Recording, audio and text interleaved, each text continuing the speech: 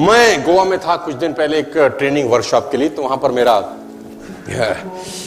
कुश्ती हो गया, नूरा कुश्ती है ना। तो मैंने बोला यार you have to believe in God, if you want to become successful in life you have to believe in God. सबसे पहले मेरी पृष्ठभूमि है और ये मानता हूं कि आपको भगवान पर अटूट विश्वास होना चाहिए, क्योंकि जहां से ये निकालेंगे वहां से कोई नहीं निकालेगा, जहां से ये निकालेंगे वहां से तुमको कोई नहीं निकालेगा, और जहां सब छोड़ देंगे ये नहीं छोड़ेगा। तो you must believe in God. तो एक लड़का खड़ा, वो 200 लोगों का वर्कशॉप था, उसने बोला तुमने कभी अनुभव किया है कि होता है? जब तक अनुभव नहीं किया तो मानते क्यों? उसने मुझसे काउंटर किया कि तुम मानते हो है। मैंने कहा यकीनन है। बोला तुमने कभी अनुभव भी किया है इस चीज का? तो मैंने बोला मैंने तो कोई अनुभव नहीं किया। तो बोला फिर कैसे विश्वास के साथ कह सकते हो कि ईश्वर?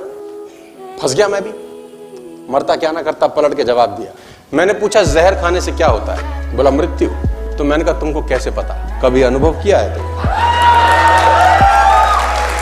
How do you know? तुमने कभी अनुभव किया? मैंने बोला नहीं हमने तो अनुभव नहीं किया। मैंने कहा पता कैसे? बोला जिसने खाई उसकी मृत्यु हो गई, डॉक्टर्स कहते हैं, इसलिए उनकी बात मानते हैं। मैंने कहा जो मर गया उस पर विश्वास कर सकते हो, जो डॉक्टर है उस पर विश्वास कर सकते हो, तो वेद पुराण ग्रंथ अपने अंदर न जाने कितने इंसिडेंट्स बता रहे हैं, उन पे भरोसा क्यों नहीं किया जा सकता कि कोई तो है जिन्होंने अनुभव किया है। हमने आपने नहीं किया, लेकिन कोई तो है जिसने ऑलरेडी अनुभव किया है। क्या ये संभव है? तो 200 लोगों का प्रोग्राम था, उसमें से 190-195 लोगों तो मेरी बातों से सहमत थे, 5 कुंभकर्ण टाइप बैठे थे वहां। मेरे हर प्रोग्राम में पाए जाते हैं। ईश्वर का ये भी वरदान है मुझे कि जहां जहां जाएगा तेरे पीछे लगेंगे ये। तो 3-4 बोले सारी बात है तो ठीक है, लेकिन सर कुछ प्रैक्टिकल बताओ ना यार। ये तो ठीक है, हमें तो गीता ज्ञान के लिए अच्छा लग रहा है। तो मैंने कहा प्रैक्टिकल के लिए तो तुमको इस ऑडिटोरियम से बाहर निकलना पड़ेगा। जब वो कॉन्फ्रेंस रूम था, जो बैंकेट रूम था, तो 200 लोगों को लेके मैं बाहर निकला। ये गोवा की बात है, होटल लीला। तो वो 200 लोगों को लेके मैं बाहर आया। थोड़ी सी मैंने कहा मेहनत लगेगी, अभी प्रूफ करते हैं यही तुरंत। हाथ कंगन को आरसी क्या, पढ़े लिखे को।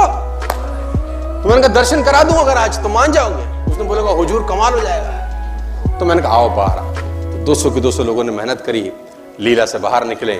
स्विमिंग पूल था वहां पे, बहुत शानदार सा, पेड़ लगे हुए थे, सामने समुद्र था। तो जब बाहर निकले तो मैंने कहा कितने लोगों को विश्वास नहीं है कि होते हैं? तो 4 अलग हो गए, 196 अलग हो गए। तो मैंने बोला तुम 4 की गरारी अटकी हुई है अभी? बोला हाँ। मैंने कहा पेटी बंद है तुम्हारी? बोला हाँ।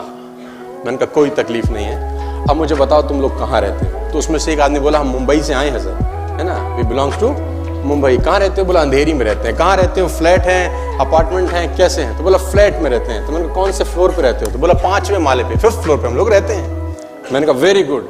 तो मैंने कहा 5वें माले पे रहते हो, श्योर हो? बोला सर 100% श्योर हैं।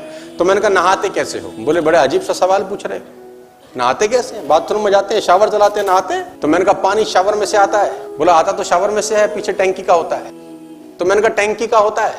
बोला नहीं टैंकी का नहीं होता, वो नीचे टैंक में से आता है।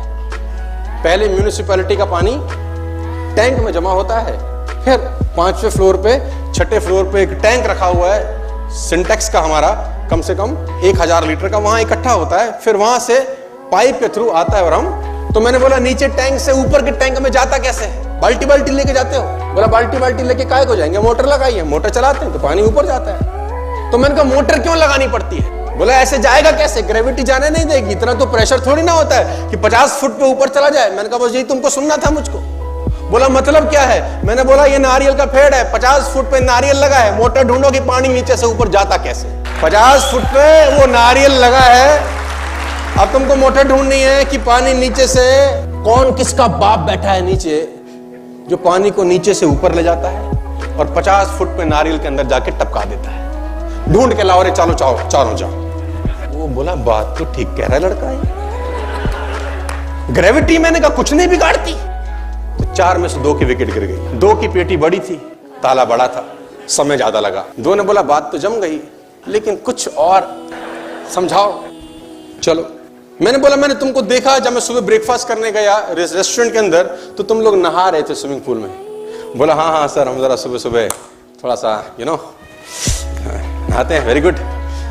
मैंने कहा लेकिन मैंने थोड़ी देर पहले देखा तो तुम जिम भी कर रहे थे। बोला हाँ सर, हम पहले जिम किया, आधा घंटा पसीना बहाया खूब दबा के, और अब नहाने घुस गए। मैंने कहा लेकिन जिम करते वक्त मैंने एक चीज तुम्हारी नोट करी। बोला क्या? मैंने कहा बार बार ये ऐसे ऐसे क्या कर रहे थे? बोला ऐसे ऐसे ये कर रहे थे कि स्वेटिंग होती है तो पसीना बाहर निकलता है। मैंने कहा पसीना बाहर कैसे निकलता है? बोला पोर्स है, पोर्स, छिद्र, छिद्र में से पानी बाहर जाता है। मैंने कहा छिद्र में से पानी बाहर जाता है? बोले हाँ। मैंने कहा जब नहाते तो अंदर क्यों नहीं जाता? जब नहाते तो अंदर क्यों नहीं जाता? बोला बात तो ठीक कह रहे हो। ऐसा कौन सा शटर लगा है साला, ऐसा कौन सा ढक्कन लगा है जिसको पता चल जाता है कि जिम में गया खुल जा और नहा रहा है तो बंद हो जा? बोला हुजूर बात तो तुम बिल्कुल दावे की कह रहे हो, ऐसा कोई बटन। अब ये गणित समझना मत, मैंने कहा तुम लोग बस कुछ चीजें समझना बड़ा मुश्किल होता है। आदमी की बुद्धि इतनी विस्तार में नहीं गई कि इन बातों को समझ सके। एक ही मिट्टी होती है, एक ही खाद होती है, एक ही पानी होती है, मिर्ची भी वही उगाती है, गन्ना भी साला वही उगाती है। एक ही मिट्टी, एक ही पानी, एक ही खाद, मिर्ची भी पैदा करते हैं और पड़ोस के खेत में गन्ना भी। अब गणित क्या है हमको नहीं पता। वही सूरज जो जनवरी और फरवरी में कितना मीठा लगता है, जून जुलाई में फाड़ देता है। क्या गणित है अपने को नहीं पता और समझने की कोशिश अपन